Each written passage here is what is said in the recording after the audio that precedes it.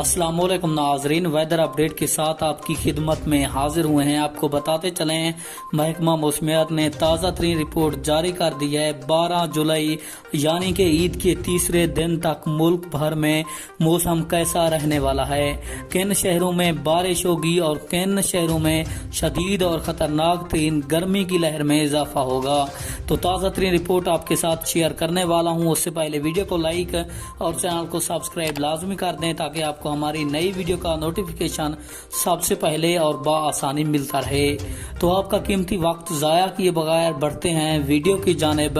आपको ताज़ा तरीन खबर से आगाह करते चलें। महकमा मौसमियात की ताज़ा तरीन रिपोर्ट के मुताबिक मुल्क भर में मानसून बारिशें 12 जुलाई तक मौजूद रहेंगी। अलबत्ता आज से ये मानसून बारिशी सिलसिला कमज़ोर पड़ जाएगा, लेकिन 12 जुलाई तक ये जारी रहेगा।